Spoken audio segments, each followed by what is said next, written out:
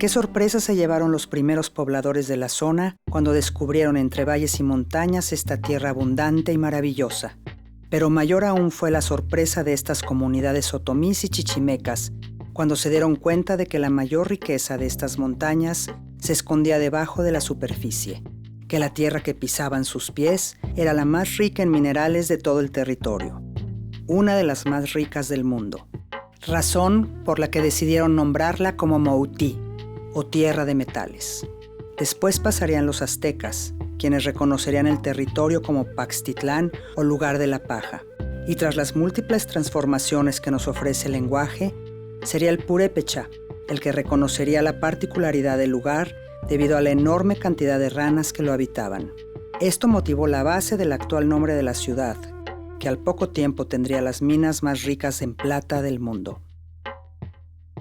Guanajuato.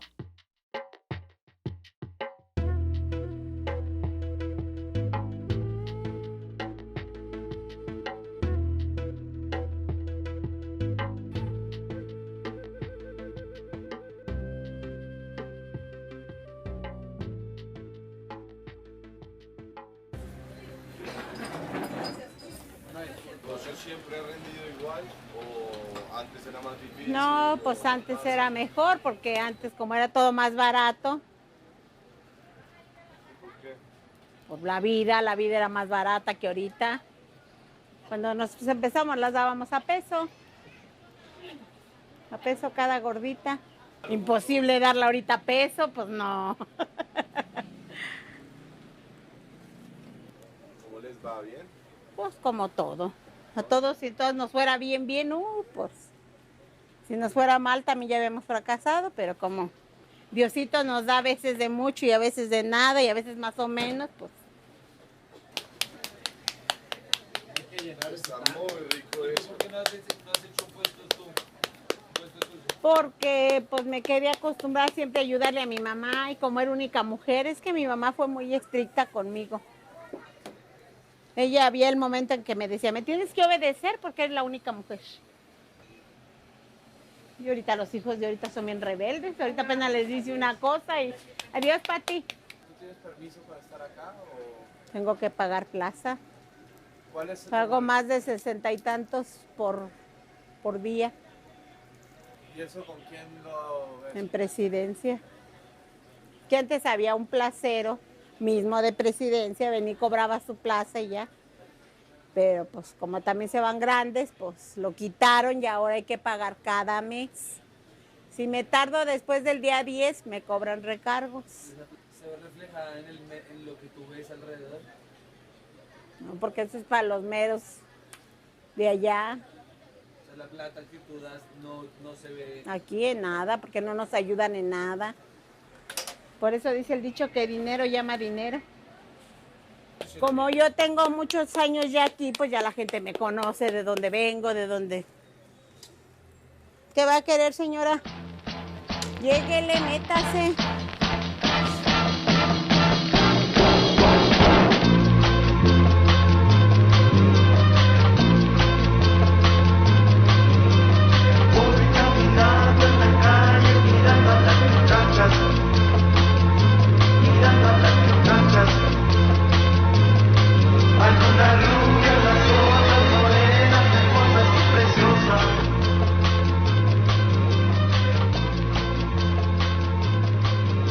Guanajuato no es una ciudad más. Guanajuato es diferente. Guanajuato es único en el mundo, ¿no? Para hablar de la ciudad de Guanajuato, necesariamente tendríamos que contextualizar un poco el comentario. O sea, Guanajuato está considerado patrimonio de la humanidad primeramente por ser un centro industrial minero. Y es precisamente la minería la que le da origen a todo este desarrollo cultural desde el siglo XVI, ¿no? Se empiezan a explotar los primeros yacimientos mineros y provoca inmediatamente la llegada de muchos españoles, de muchos colonizadores. Y es a partir de ahí que sin querer empieza también lo que puede ser la construcción de esta bellísima e inigualable calle subterránea guanajuatense, que es única, repito, única en el mundo.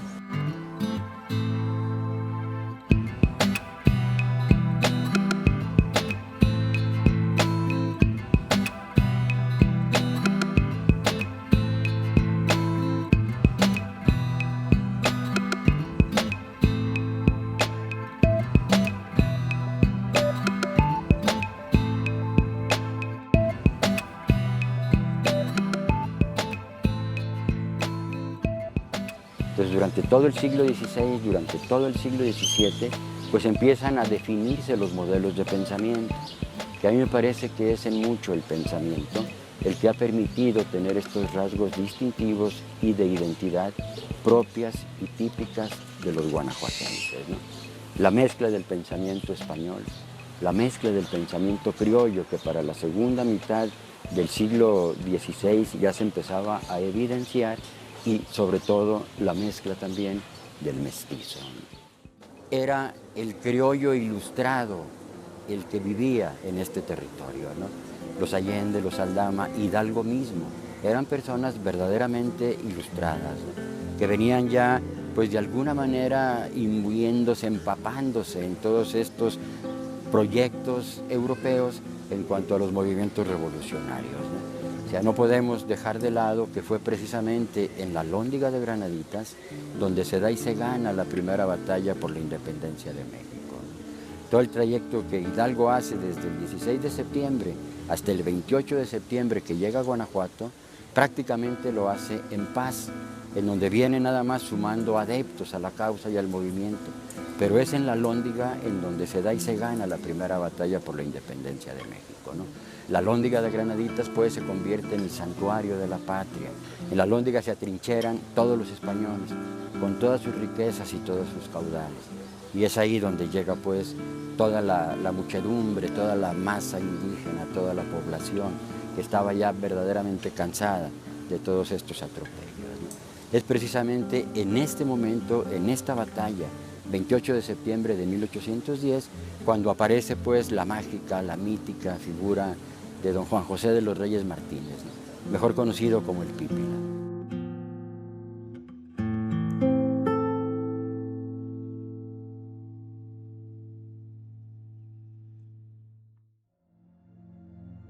El 3 de enero del año 1782 nació en Guanajuato un hombre parecido a un guajolote. Esto fue lo que hizo merecer a Juan José de los Reyes Martínez Amaro el apodo del Pípila, palabra que en el lenguaje coloquial mexicano se utiliza para designar a los pájaros. Juan José de los Reyes comenzó a perforar con su barra en la mina de Mellado a muy temprana edad, llegando con el tiempo a supervisor de barreteros. Este proceso fue interrumpido cuando en México surgen las primeras manifestaciones de independencia, momento en que el Pípila decide enlistarse en las filas del más importante líder de la revolución, el sacerdote Miguel Hidalgo y Costilla. Según cuenta la leyenda, el Pípila fue el que se ofreció a derribar la puerta de la Alhóndiga de Granaditas. El enfrentamiento entre el ejército español y los insurgentes fue largo y violento. La única manera de ingresar al edificio era derribando la mencionada puerta. Fue entonces que el Pípila se colocó una inmensa losa de piedra en la espalda como escudo. Y a pesar de la lluvia de fuego que lo rodeaba, con gran valentía logró abrirse paso hasta llegar a la puerta y quemarla con su antorcha.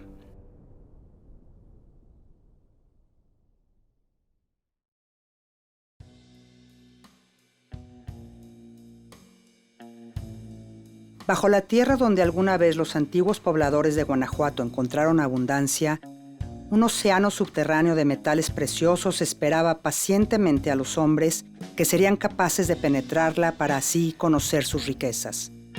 Fue tras la caída de Tenochtitlán cuando los españoles consolidaron la conquista de México y se apoderaron de cada uno de los yacimientos que había en el país. Así fue como en Guanajuato los mineros perforaron la tierra como hormigas y lentamente labraron una ciudad inverosímil, magnífica, digna de cualquier cuento de hadas. Desde la creación de represas que detendrían el flujo de un río para construir nuevas rutas, hasta los estilos históricos que fueron componiendo su estructura, pasando por el colonial o el posterior neoclásico del porfiriato, hasta las manifestaciones más locales dadas a través del barroco o el churrigueresco mexicano, Guanajuato se ha convertido en un centro de atención tal que la UNESCO decidió reconocerlo como Patrimonio Cultural de la Humanidad en el año 1988, aumentando el foco de atención que ya había en la ciudad y dando cuenta de una responsabilidad mayor que adquieren sus pobladores en el momento de cuidar y preservar la valiosa tierra que habitan. Guanajuato es una ciudad que se funda a la vera de un río. Sí. Es raro, o sea, muchos urbanistas dirían que si esto hubiera sido una ciudad planeada, no hubieran permitido que se hiciera una ciudad en una zona baja de un río. Guanajuato ha sufrido históricas inundaciones, no del siglo pasado, sino desde su etapa fundacional, en la que pues, los métodos de dragado de ríos o de entubar ríos no existían, y entonces fue creciendo sobre sí misma. Y la parte vieja de Guanajuato pues es una parte que está en lo que es nuestra calle subterránea, muy aterrada en esta zona. Si ustedes se acercan justo al centro de la ciudad, a un costado del Teatro Juárez, por ejemplo, hay una parte de un convento que quedó precisamente enterrado en una de tantas inundaciones, y encima de esto se iba construyendo la nueva ciudad. Entonces Guanajuato son varias ciudades. Guanajuato considero que es una ciudad especial por su entorno, por su conformación, que yo creo que tiene un valor importantísimo desde su fundación, cómo es que se dan los primeros asentamientos y cómo es que todo el tema de las riquezas minerales.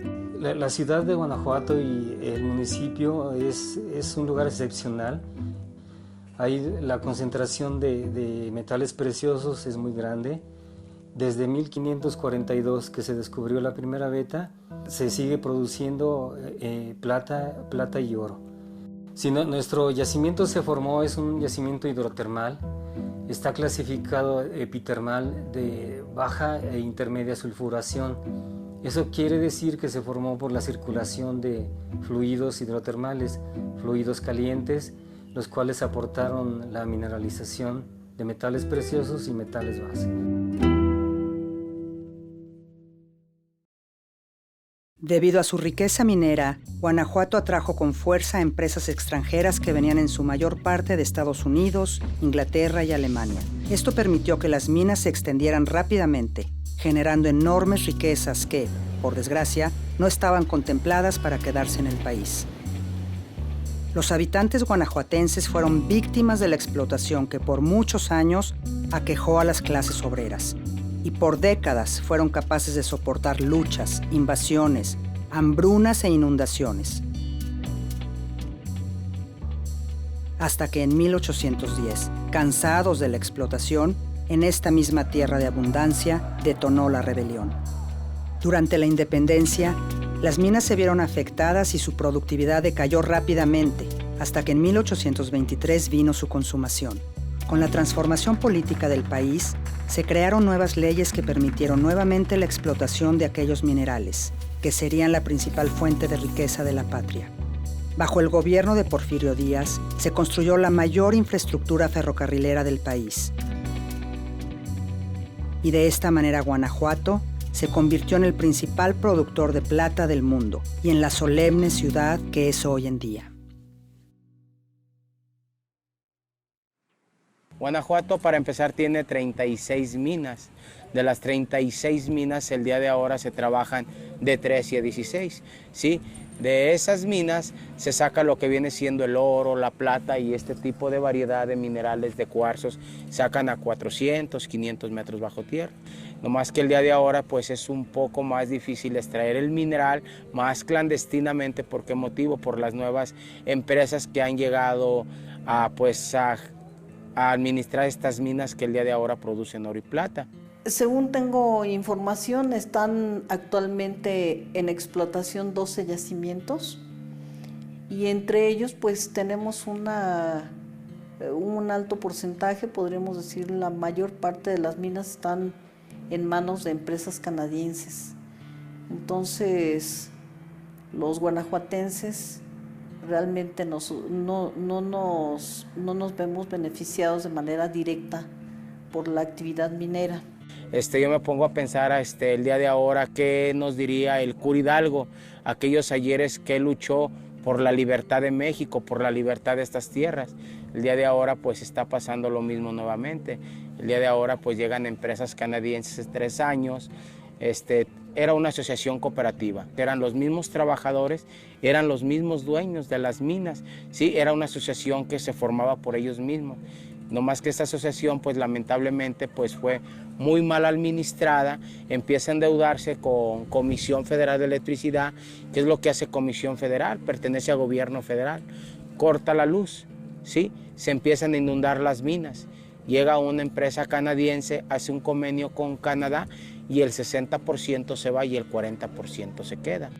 ¿A qué se debió este cambio? Pues sobre todo son cambios de carácter económico, la fluctuación del valor de los metales a nivel mundial, que es algo por lo cual se rige mucho el mercado de todos los minerales. Pues mire, ya vamos nosotros a comprarnos las piedras, como hay en Valenciana nos las venden y están caras, ya no está igual, ya no nos las regalan.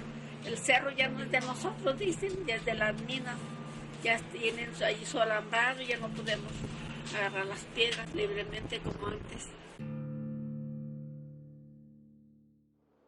En los años 60 se decretó la nacionalización de la minería para proteger los intereses del país. Se estableció que la administración de las minas debería estar a cargo de profesionistas mexicanos. Sin embargo, hasta el día de hoy, la ciudad de Guanajuato sigue afrontando el gran desafío de lograr que la riqueza de su tierra permanezca en posesión de sus habitantes y no en manos extranjeras. Por otro lado, Guanajuato se enfrenta actualmente a una problemática de conservación del patrimonio y la ejecución de leyes que favorezcan la planeación y administración de la ciudad. Guanajuato se encuentra dividida entre la joya colonial que habita la Cañada y su contraparte, la mancha urbana que crece rampante en la zona sur de la capital. La proyección de una ciudad que funcione entre ambos extremos es la piedra angular del Guanajuato que se propone para el futuro. Un Guanajuato equilibrado entre los tesoros del ayer y las promesas del mañana. El problema del basurero es que no se ha tecnificado. Seguimos teniendo un basurero a cielo abierto. El basurero debe convertirse en un relleno sanitario y todo lo que acaba quedando ahí sigue generando lixiviados, que es el término de líquido que sueltan los desechos orgánicos y que es tóxico, y no sé realmente cómo lo estén administrando. Probablemente ustedes ya escucharon expresiones como estamos gobernando a puras ocurrencias esta ciudad. Lo usan los administradores o los políticos cuando tienen en sus manos el instrumento para hacerlo, ¿sí? El Implan se fundó y se consolidó, yo diría, nació con buena estrella, nació con una plantilla de 13 personas, cosa extrañísima en el mejor de los casos. Tuvo un consejo ciudadano compuesto por 15 organismos intermedios de aquí de la ciudad que tenían voz. Hemos tenido una planeación muy dispareja. De 1993 nos saltamos, no hubo planeación no hubo un esquema de planeación en por lo menos 10 años, ¿sí? Y luego lo volvió a ver en casi 10 años después, ¿sí? Y ahora estamos tratando de que a los 3 años vuelva a haber uno. No es por falta de planeación. Guanajuato tiene instrumentos de planeación, sin temor a equivocarme, desde hace 40 años. Nos encontramos que cada quien quiere hacer lo que quiere y no hay un respeto a un reglamento, a una autoridad, ni hay quien lleve a cabo el cumplimiento de esas normas, que eso es lo más preocupante. Porque, por ejemplo, normas para preservar el entorno urbano las tenemos, pero ¿hasta dónde existe la voluntad? El problema es administrativo. El problema es que la Dirección de Desarrollo Urbano, que es el área operativa, que es el área encargada de vigilar el desarrollo urbano, como lo dice su nombre, no tiene capacidad, ¿sí? El desarrollo urbano es generación espontánea, y si no está vigilado, pasa lo que está pasando en Guanajuato, ¿sí? El hecho de que se haya construido al pie del monumento del Pípila y que rebase las alturas permitidas, el hecho de que se esté construyendo en el Cerro de Sirena, el hecho de que se esté dando indiscriminadamente una serie de permisos, pues una especulación que podríamos decir hasta es ilícita porque es en contra del interés público, es en contra del interés común. Es curioso que la burocracia le gane a la burocracia, porque lo hace el gobierno municipal y se atrapa en su propia burocracia y para que estos planes tengan validez hay que cumplir una serie de requisitos, ¿no? Inscribirlo en algunos registros, ¿no? El registro público de la propiedad, para que surta efectos frente a todas las propiedades del Estado, del municipio. Y resulta que no se hizo, o sea, no se completó. Se hizo la parte técnica y no la parte administrativa. Deliberadamente, seguro, o sea, con toda seguridad. Y esto entonces congela todo un esquema de planeación. Vemos que el ambulantaje, los intereses de, pues sobre todo de sectores económicos fuertes, han estado descomponiendo la misma estructura urbana y llevando sus inversiones hacia otros puntos donde no se debe. Y es así como el guanajuatense, al igual que su ciudad, se ha dejado absorber por una dinámica de caminos sin rumbo. Al igual que su ciudad, se ha empapado de versiones sobre sí mismo que devienen en una impotencia colectiva cuando de hacer algo se trata. Al igual que su ciudad, ha aprendido a aferrarse a un pasado tan glorioso como abstracto, para no tornar su mirada hacia un futuro incierto y en ocasiones aterrador. Pero es así también como el guanajuatense, al igual que su ciudad, tiene que despertar e inspirarse por esos héroes de antaño. Al igual que su ciudad, debe mantener la mirada en alto para que no lo consuman ideas erróneas de progreso.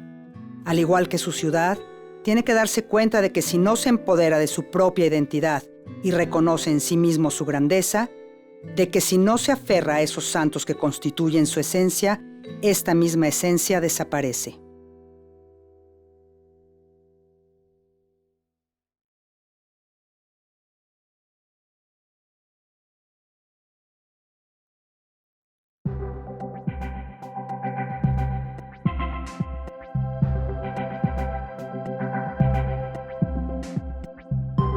La ciudad muchas veces está en esa disyuntiva de la modernidad. ¿Cómo conciliar la modernidad con lo antiguo? No está reñida la modernidad con lo antiguo. Lo que sí es que tenemos que ser muy cuidadosos de preservar la esencia de lo histórico, de lo trascendente.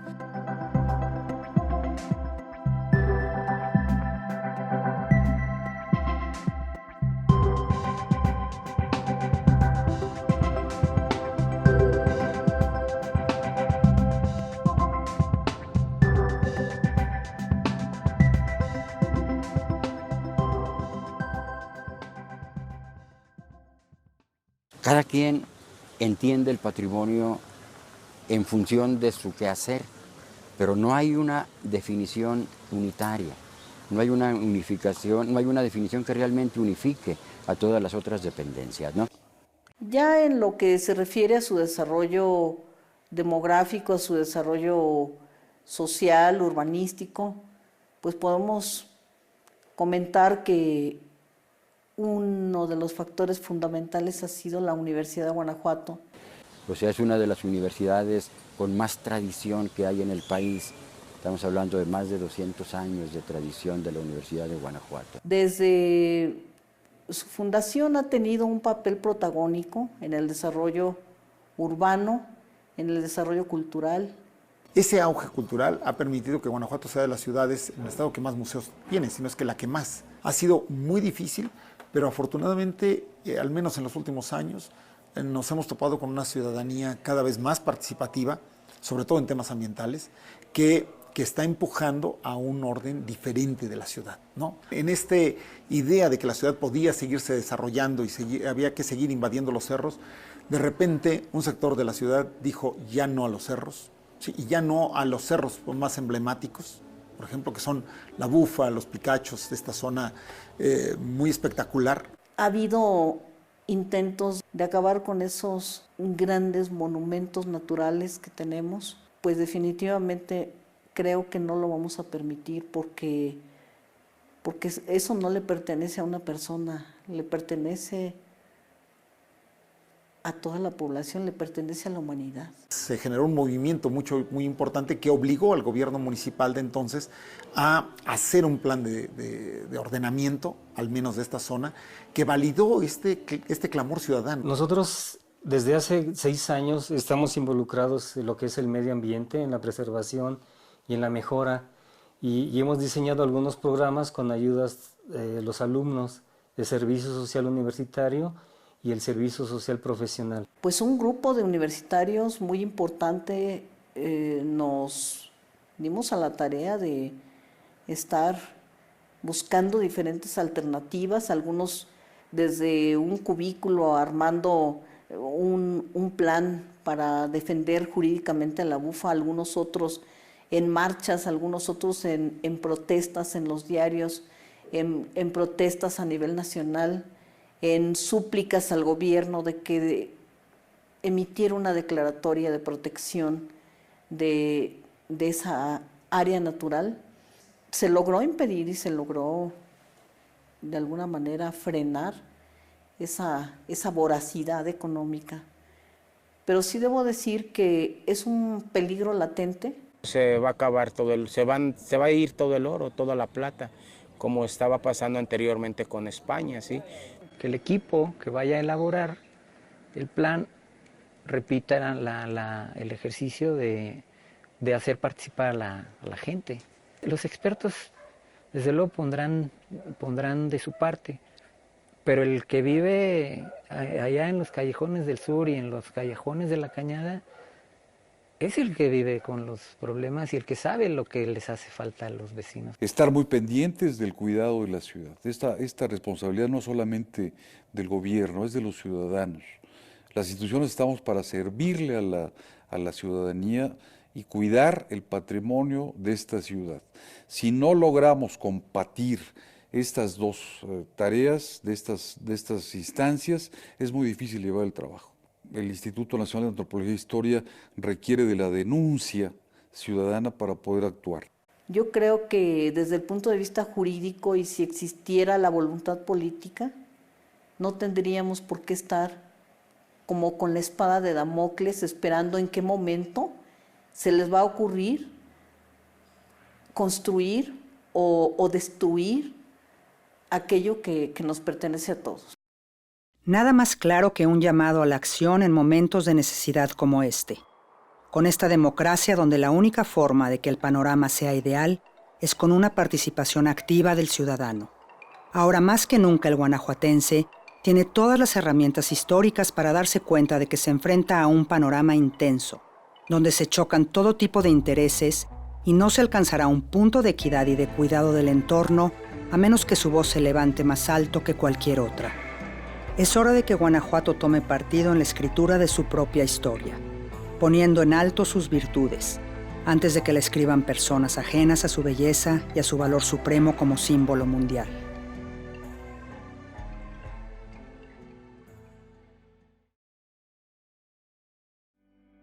Es Guanajuato una ciudad confusa, rodeada de fragosos cerros, altos unos y bajos otros, negando a sus vecinos llanuras y planicies para formar casa.